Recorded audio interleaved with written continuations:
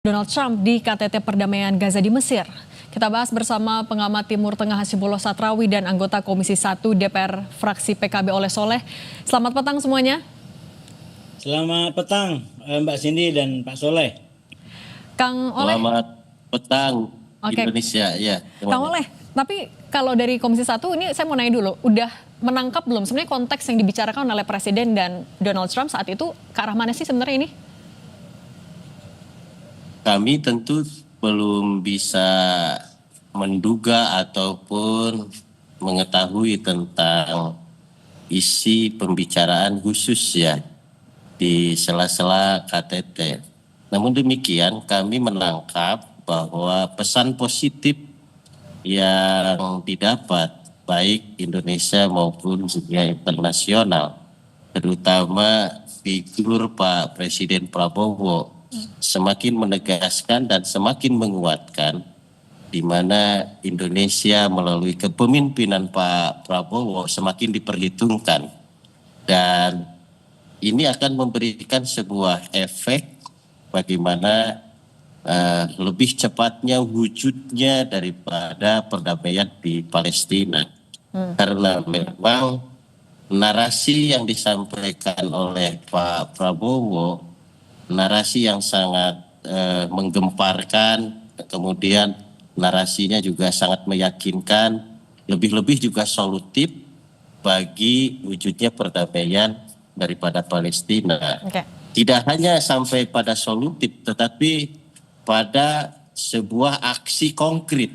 Salah satu aksi konkretnya adalah bahwa bantuan kepada Palestina, terutama warga Gaza, sampai saat ini bantuan kemanusiaan tidak pernah berhenti. Nah, lebih-lebih juga Pak Presiden sudah menyatakan sanggup untuk mengirim daripada pasukan perdamaian. Rasa-rasanya dari narasi itulah menjadi sebuah pematik bagaimana Donald Trump untuk terus bagaimana bersama Indonesia mewujudkan perdamaian di Palestina.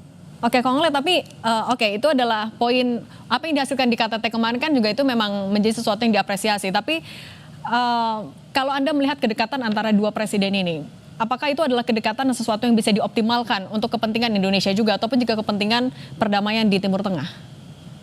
Saya rasa Pak Presiden akan mengambil sebuah kesempatan ini, dan dia juga dengan candaannya bahwa ternyata Pak Donald Trump humoris, kemudian dia sendiri mengatakan juga humoris.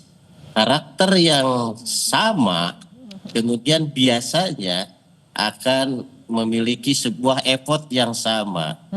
Nah, tentu rakyat Indonesia apalagi DPR ya, kedekatan ini saya rasa akan dimanfaatkan secara maksimal dan totally untuk bagaimana mencapai sebuah perdamaian Israel juga dengan Palestina itu sendiri. Oke, kalau gitu Mas Hasibullah, yang menarik dari pertemuan ataupun juga perbincangan yang diduga bocor itu adalah disebutkannya nama anak dari Presiden Trump. Anda melihat itu perbincangan casual saja atau ada kaitannya ke background dari Eric yang juga adalah pengusaha, atau ya apa, ini adalah pembicaraan yang lumrah atau seperti apa sih? Ya, saya rasa kita harus memahaminya secara fair dan bijaksana serta komprehensif, Mbak Cindy. Yang pertama mungkin bisa kita belah jadi dua tentang apa yang disampaikan oleh para pemimpin ini, termasuk Presiden Trump dan Pak Presiden Prabowo. Yaitu yang pertama adalah pernyataan yang bersifat statement resmi kenegaraan, yang itu disampaikan di podium dan di dalam waktu tertentu. Dan itu disampaikan oleh Presiden Trump, kemudian Presiden Sisi, dan beberapa pemimpin lainnya. Dan yang kedua tentu saja sifatnya pembicaraan-pembicaraan yang bersifat informal. Terutama kalau kita kembali pada forum internasional, ketemu dengan katakanlah orang-orang barat, di mana jamuan atau obrolan berdiri sambil minum, sambil jalan, itu menjadi cara lobby, itu menjadi cara pendekatan orang dengan orang untuk bicara apapun. Jadi sekali lagi ini ada dua yang harus kita sampaikan. Yang pertama pernyataan-pernyataan resmi kenegaraan, yang kedua di luar itu mungkin ada hal-hal yang sifatnya lobby ataupun pendekatan dalam rangka mewujudkan apa yang diinginkan oleh kepentingan masing-masing. Tapi Dan kalau yang bisa saya- dilihat dari KTT kemarin, Mas Hasibullah dipuji di saat speech, kemudian juga ada perbincangan informal setelah itu. Sejauh mana Anda melihat kedekatan antara dua kepala negara ini? Iya, kalau ditambahkan di antara pernyataan-pernyataan resmi dan kutipan-kutipan pembicaraan tadi, maka memang salah satu kesimpulannya adalah satu, bahwa memang antara Presiden Prabowo dengan Donald Trump ini sudah terbangun hubungan yang sangat baik.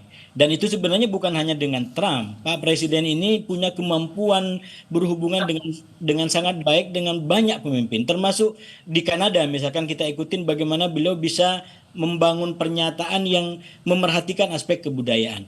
Nah, oleh karena itu yang kedua, menurut saya yang bisa kita simpulkan dari sini, bahwa memang Pak Prabowo ini dulu ada salah satu tokoh yang sekarang menjadi wakil menteri beliau, menjuluki beliau sebagai juru bicara Indonesia.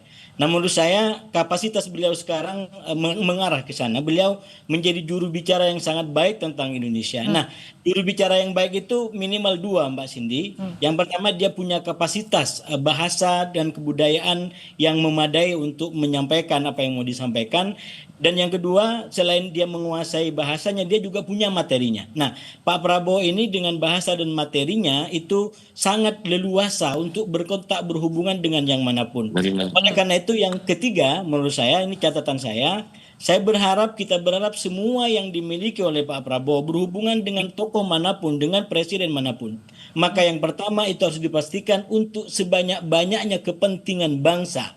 Kalaupun menyebut satu dua nama, Erik kah, Muhammad kah, atau Soleh kah, atau Hasibullah kah, tapi untuk nggak ada Hasibullah. Kalau ada Hasibullah nanti jadi lama lagi pembicaraannya. Maka itu harus dipastikan untuk kepentingan sebanyak-banyaknya dan sebesar-besarnya bangsa. Nah, itu untuk kepentingan yang banyak, nah Kang Oleh. Ataupun kepentingan pribadi. Oke, nah Kang Oleh, bagaimana dari kita, dari DPR, dari pemerintah nanti akan menindaklanjuti kedekatan itu agar bisa menjadi sesuatu yang lebih real untuk perdamaian di Timur Tengah, perdamaian di Gaza? Saya rasa optimalisasi kedekatan Pak Prabowo dengan Donald Trump tentu harus kita barengi.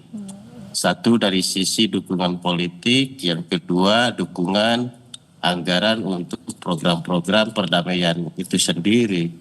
Nah, oleh sebab itu sekali lagi saya sepakat dengan Pak Hasbullah bahwa kedekatan ini harus dimanfaatkan dan berimplikasi pada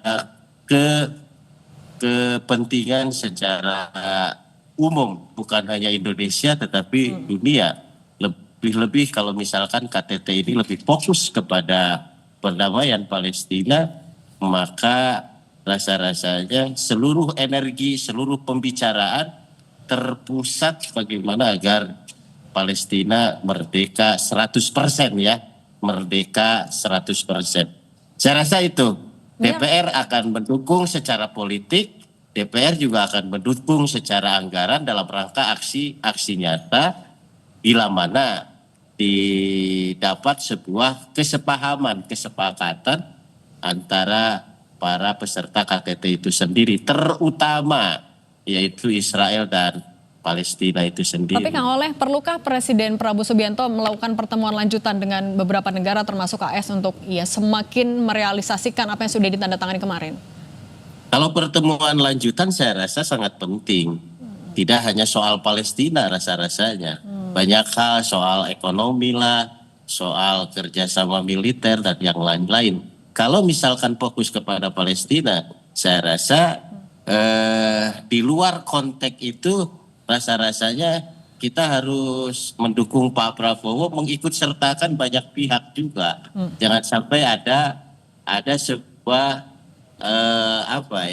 sebuah praduga yang lain-lain. Praduga yang lain-lain. Saya rasa tetap dalam koridor bingkai KTT, kemudian PBB, OKI dan yang lain-lain. Kalau misalkan peace to peace Amerika dengan Indonesia, saya rasa di luar konteks Palestina, kalau menurut saya ya. Kalau misalkan hanya untuk Palestina, jangan sampai khawatirnya, karena memang Israel ini nggak bisa dipegang. Israel ini kan janjinya nggak bisa dipegang.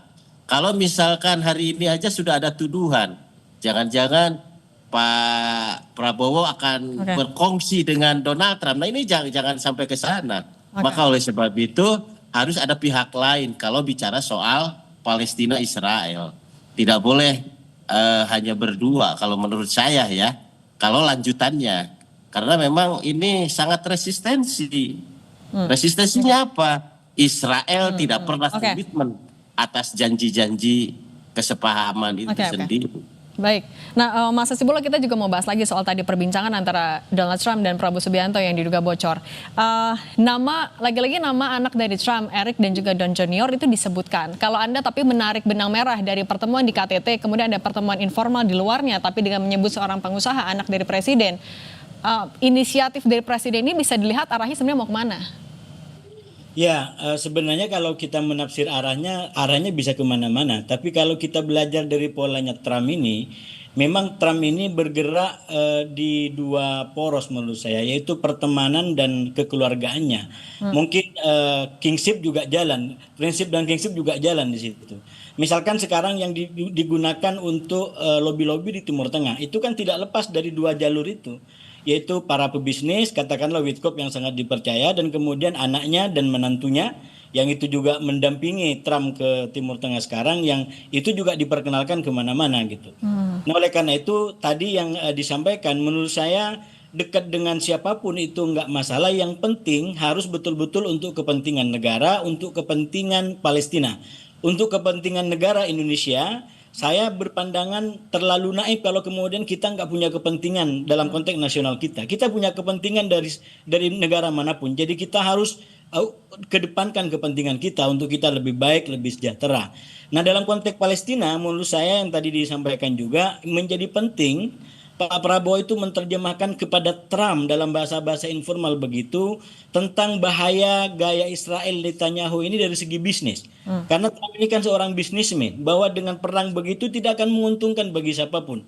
Bisnis tidak akan berjalan, kemudian ekonomi tidak akan berjalan. Dan saya menduga dengan kuat kalau Pak Prabowo mengisi itu, maka akan sangat kontributif dan strategis bagi titik lemah yang sekarang ada dalam isu mengenai katakanlah gencatan senjata. Oke, baik. Per hari ini saja Mbak Siti sudah diberitakan 6 orang warga Palestina meninggal yang diduga akibat pelanggaran Israel. Jadi ini harus menjadi perhatian dari Pak Prabowo, sekali lagi yang dimiliki anugerah dekat dengan pihak, memahami bahasanya, mengetahui budayanya, gunakan itu semua untuk yang pertama kepentingan bangsa, dan yang kedua yang kita sebut sebagai visi internasional daripada Indonesia. Oke, setiap hubungan diplomatik harus ada kepentingan terutama untuk bangsa. Terima kasih Kang Oleh Soleh dan Mas Hasibulo Satrawi sudah berbagi bersama kami. Sehat selalu semuanya.